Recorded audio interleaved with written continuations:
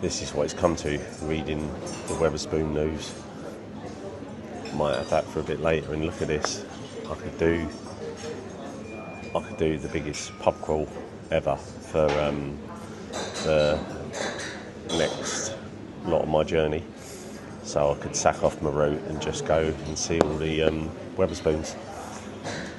Can't argue, can you? Not with £1 for coffee and then refill. Can you hear that? For some reason my flag started squeaking. It's doing me head in.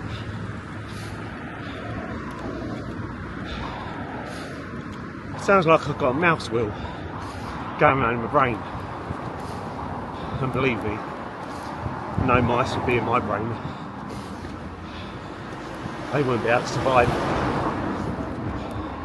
They get more than post-traumatic stress. But yeah, it just started squeaking for no reason. Next time I see a handyman, I'm going to get him to WD-40 me up. Can't even say WD-40.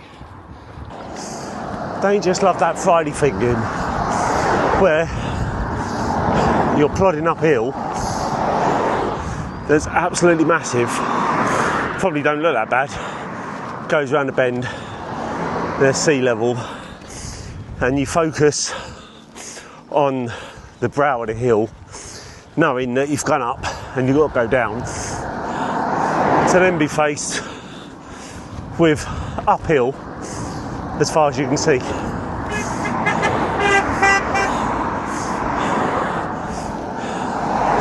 I really appreciate people bibbing. I appreciate it more if they gave me a lift. Oh dear. This is... I've shot myself in the foot really, because I know my manager's watching this and a couple of my big bosses, and I can't really go off work with a cold anymore, because after having a cold and then doing this, I've not really got anything to come back on. But if you are watching, just remember, when I'm at work, I'm working harder. I've always got my head down, so when I get a cold, I don't want it to affect performance. Hence why I'm looking after business needs by having a day off. That's my disclaimer done.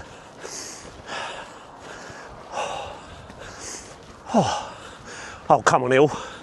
Carries on going up. You're winding me up now.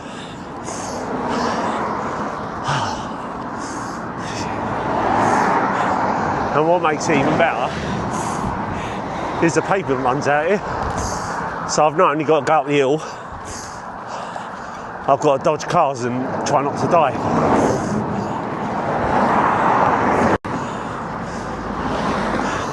It's been exactly 35 minutes since I last said to you,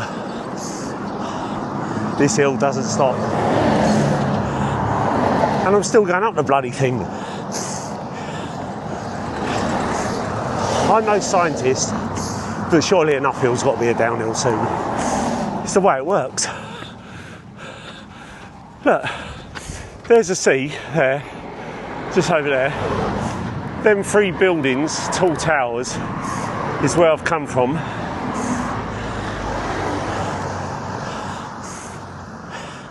And if this bend don't produce a downhill, you're going to see a proper PTSD meltdown. Come on, I can see it dipping. Don't wind me up. It's a couple of times they've dipped, just to put enough excitement in me, and then they've gone up again. But it looks promising. Oh, happy days. Go on, my son, get in there. Yeah, we're kicking on gas now. Yay! That's what we like to see. That was a beast of eel. Oh, that feels good. Happy Dave. Well, this is something different.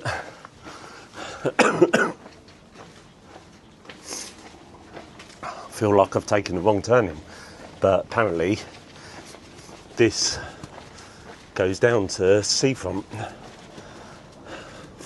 which I didn't think I was going to see the coast, so I obviously got out wrong. I thought next time I see the coast was going to be down south, but I've changed my route a little bit, so it should be down here, then turn right, and then I'm on the coastline all the way down to the Forth Bridge, going over to Edinburgh. I won't hit that until tomorrow. And actually, I don't know if you can see it on the camera, but just the coastline along there, that's Edinburgh. So, yeah, back looking at the sea now. At least that wind's dropped, so it's quite nice, and well, it's probably chilly, but I'm warm. Just get onto the seafront.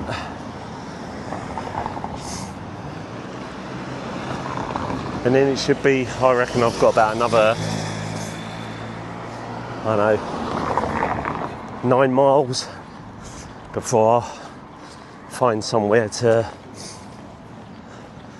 pitch up. It's, what's the time now? 2 o'clock to, so 2 o'clock, 3, 4, yeah. So should be there about 4 o'clock. Now on the seafront. So yeah, nice bit of tarmac. Wanted to save reading this out for when I started feeling a little bit tired and low, because it's getting towards the end of the day, and it's always the worst part of knowing you're trying to get somewhere to camp and it seems to get further away, not closer. But when Dylan was with me, he got this message, and I did ask their permission. I've redacted it, but I'll pop it up on screen and I'll just read it out to you. It was after I think they watched or been watching my YouTube clips. It said, I actually went on his charity website, PTSD UK, yesterday, and also booked an appointment to speak to my GP about it, because I was listening to him and actually felt heard. Hopefully they don't just pump me full of meds again. So that's full of emotions, that message. One, it's amazing that maybe because someone's heard me, that it's give them the courage. Give them courage and the bravery to contact their GP and say that they're struggling. I really do hope their GP listens to them and does the right stuff. The fact that they've gone on PTSD UK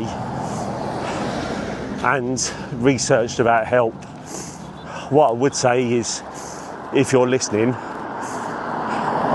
don't just look at the information on there, contact them as well, because you never know what other help they can offer you. And then lastly, because I've totally been there, unfortunately GPs aren't trained nowhere near what they should be around PTSD or any sort of mental health, to be honest with you. And we're living in the times where the answer is medication. And medication is good, don't get me wrong, I'm still on it now. But I've been in them places where every time I've gone with another symptom, every time I've said that I feel suicidal, every time that I said that I've got racing thoughts, instead of listening, they just up the medication or introduce a new one. And before you know it, like I was at my worst, I was on 18 tablets a day Was that treating the problem? No, it wasn't. Was it mean that I was less of a pain to the GPs and the hospitals? Yeah.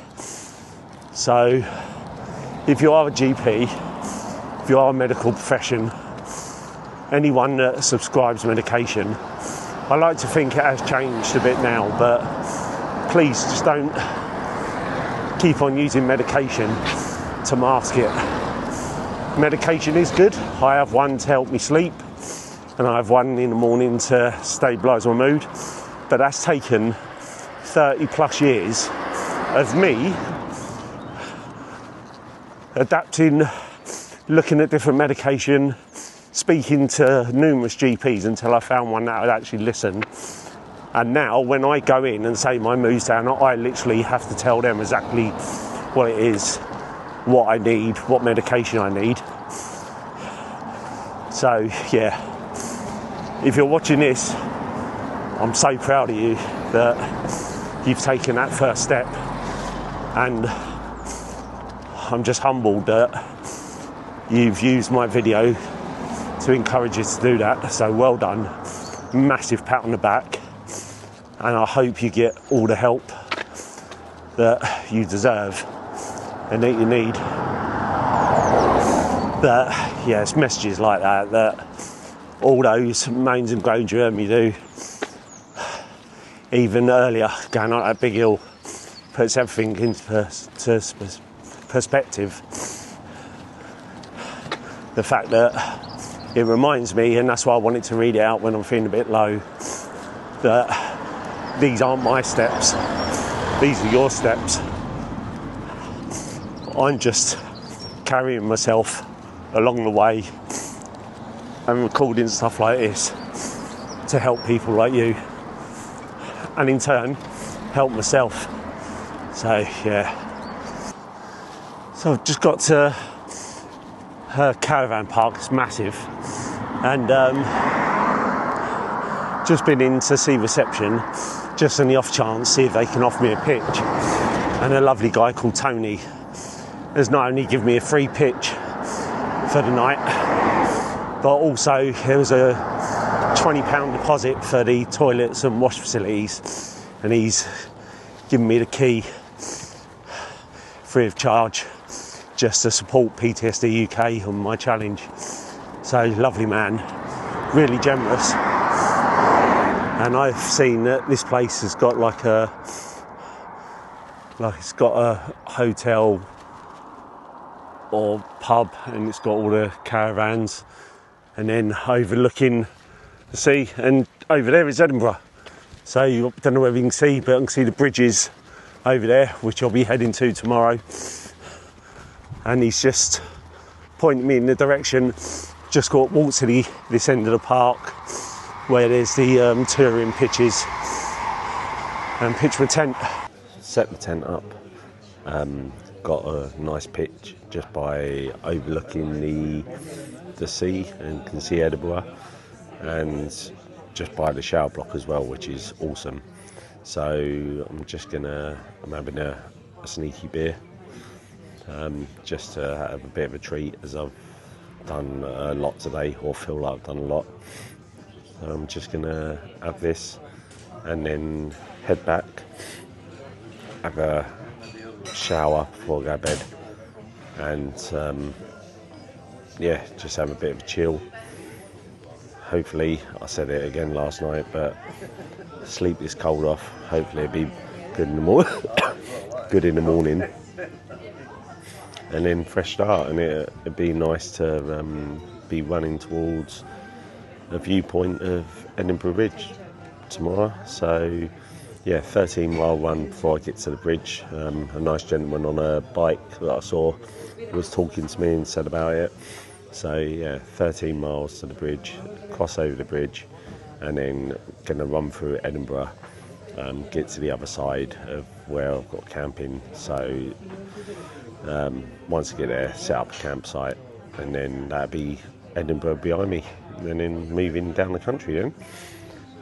But at least I've got my stuff charged up and ready for tomorrow.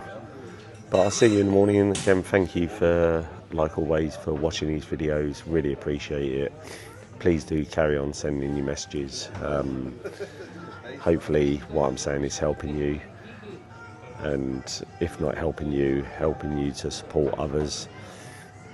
But I do appreciate it, and I know PTSD UK, I've been in contact with them and they're blown away as well, and appreciate all the support. Please do carry on sharing my story. Let's tip over that £2,000 mark. We're at around about 1,600 at the moment, so that'd be amazing if we can get over the £2,000 mark. It'd be brilliant for the charity. It means that they can support a lot more people and do a lot more amazing things. But I'm going to finish this and then I'll see you in the morning. Cheers.